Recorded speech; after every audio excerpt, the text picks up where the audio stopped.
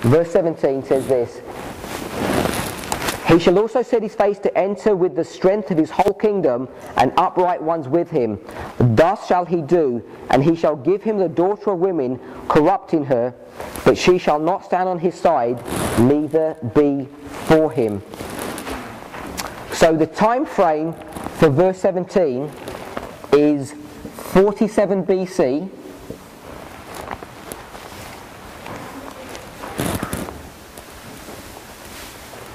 And it's dealing with pagan Rome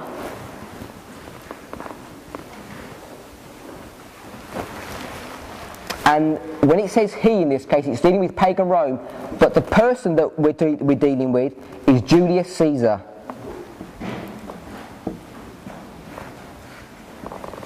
Everybody's heard of Julius Caesar, okay? So it says he comes into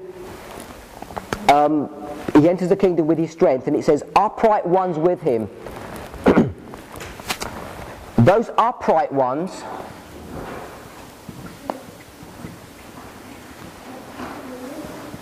are actually talking about Israel. Now in 47 BC, there's an internal warfare going on in Egypt, and Julius Caesar, or Rome, interposes in that fight. It's an actual struggle for supremacy between two conflicting parties in Rome, and he gets engaged in this war, and Israel actually helps during this warfare, during this fight. And just the last thing that we're just going to deal with in this verse, when it says the daughter, and he shall give him the daughter of women. Okay, most of us, I think people are already saying that, most of us realise that this is dealing with Cleopatra. Okay, it's dealing with Cleopatra, but this is the time frame that we're dealing with in verse 17. And this verse 17 is marking the first real interference of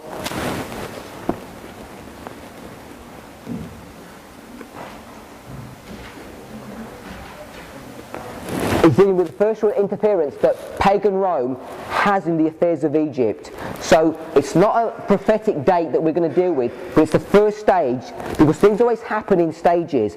Just like we had 197 and then it went into 168, which was a prophetic date. 47 is the first interference, but it's not a prophetic date. What's the word next to daughter? Daughter of women, sorry. Daughter of women. So I'm just quoting from the verse there, it says daughter of women. Do you know why he's referred to as daughter? I'm afraid I don't.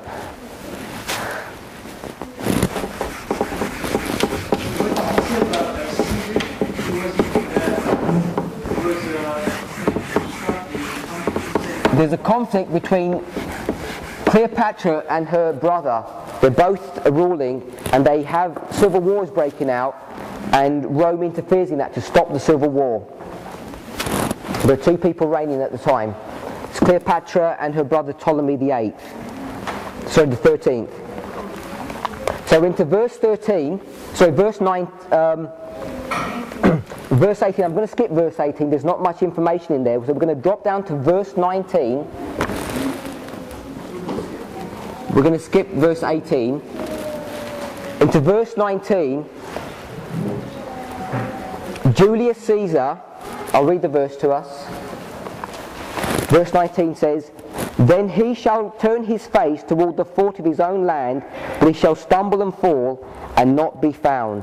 So the he is a continuation of the verses before it, and he's talking about Julius Caesar when he returns back to Rome and he's finally killed. He's assassinated by the Senate, and that occurs in 44 BC. So it's dealing with the death of Julius Caesar. Why Julius Caesar not Anthony? Sorry? Why Julius Caesar not Anthony? Why not Anthony? The story of Anthony is dealt with in the second part of this history. In the second part, it's going to be...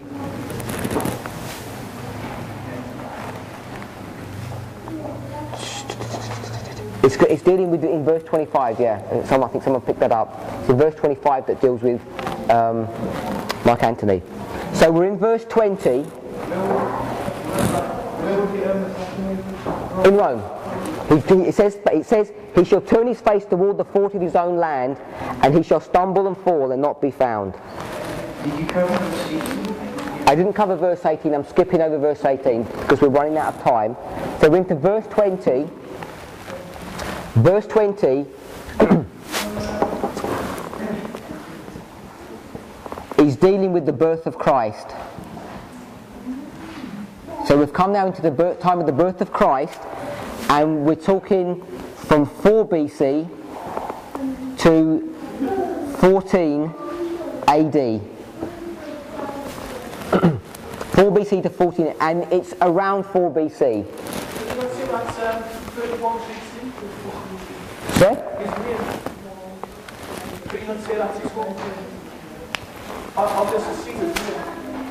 Sorry, you have to speak a bit louder, I can't hear. Could it not be the Augustus reign? Yes. Augustus is reigning in his time frame, so that's just a title that I'm giving it. This is during the reign of Augustus Caesar, and it picks up his history here in the first part of the verse. So verse 20 says, then shall stand up in his estate a raiser of taxes in the glory of the kingdom. Within few days he shall be destroyed, neither in anger nor in battle. Sorry, that was verse 20. Yeah, that was verse 20.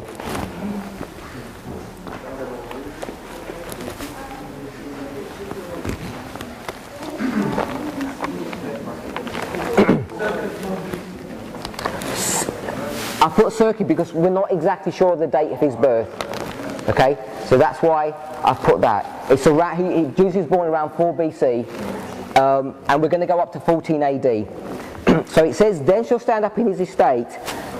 So the his is Julius Caesar,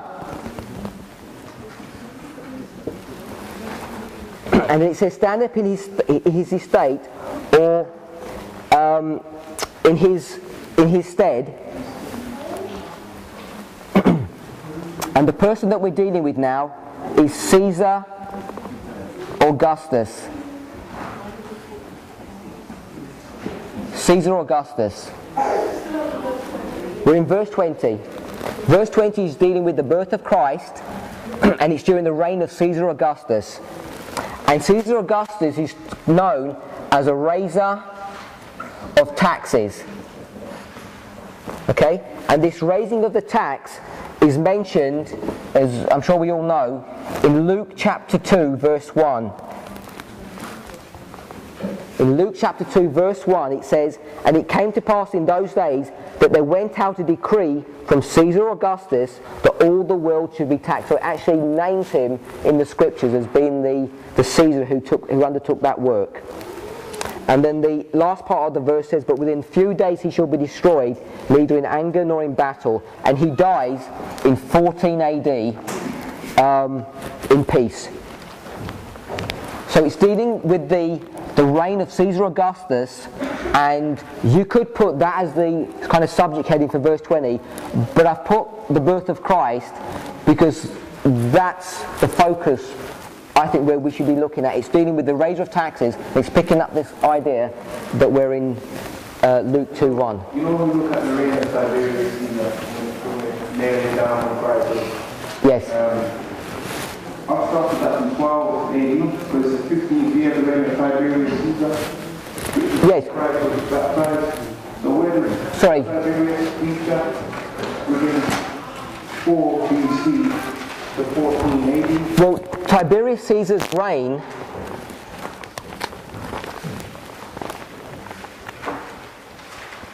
sorry, I gave you the wrong. I gave you the. Did I say Tiberius? Someone said Tiberius. Did you say that? Okay, we're talking about Caesar Augustus. Okay, Caesar Augustus's reign is 27 BC to 14 AD. That's when Caesar Augustus reigns. And that's within the time frame of the birth of Christ. And the raiser of taxes, the tax is raised at the birth of Christ. We know it from Luke 2:1. So that's Does that answer your question? I'm not sure I fully understand your question. Where is Tiberius Caesar in the chapter? Okay, so we're going to feature him in the next verse, in verse 21. So in verse 21, we're going to be dealing with Tiberius Caesar.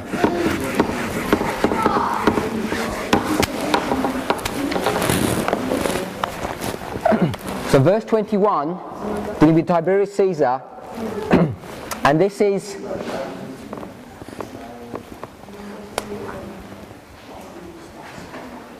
AD 14. It says, "And in his estate shall stand up a vile person, to whom they shall not give honour of the kingdom, but he shall come in peaceably and obtain the kingdom by flatteries." And that's talking about this vile person is Tiberius Caesar, and he begins his reign in AD 14.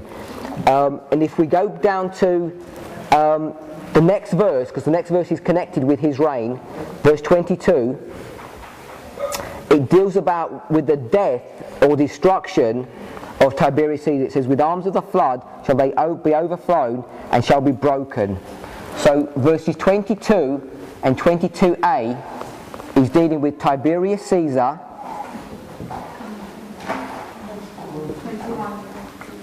21 and 22a, the first part of 22, goes from 14 to 37 AD. AD 14 to AD 37, it deals with the reign of Tiberius Caesar. Didn't Tiberius Caesar start reigning at 12 AD? Was 15 years on top of that in his 15th year when Christ was baptized, his AD 27?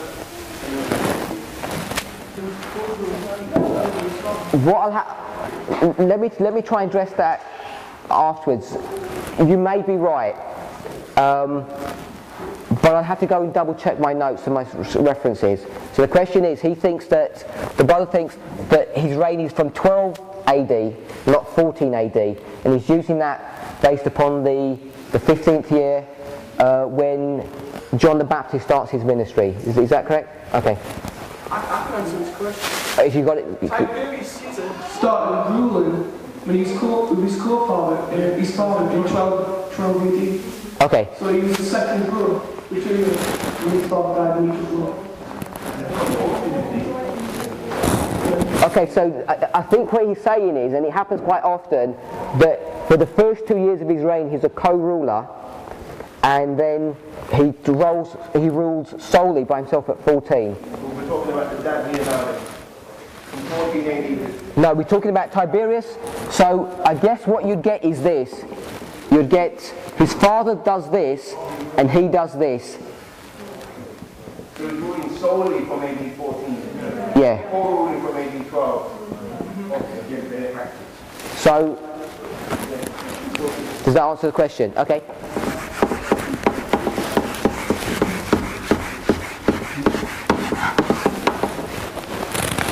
We're in verse 22b. This deals with the death of Christ. The second part of verse 22. So we're in AD 31, which again is within the reign of Tiberius Caesar. It says, "Yea, also the prince of the covenant." So when it says he shall be broken, it says also the prince of the covenant shall be broken as well. And that's dealing with the crucifixion. A good reference text to deal with that is when it talks about the prince of the covenant in this verse. If you go to Daniel chapter 8 verse 11, a similar term is used there where it says the prince of the host.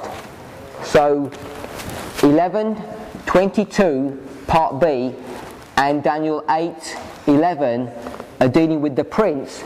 It says here the prince of the covenant, and in there it says the prince of the host. So we've come all the way down to 22, and we started with the rising of of pagan Rome in the time frame of 168 BC and a little bit before that, and we've got all the way down to AD 70. We picked up AD 70 in actual verse 16, and then we backtracked slightly and went into some history. After that, we went back to 47 BC, 44, the birth of Christ, the reign of Tiberius Caesar, his death, and then the death of Christ. So can you see why I've given that the theme for the rising of pagan Rome and then the persecution of God's people? Yeah?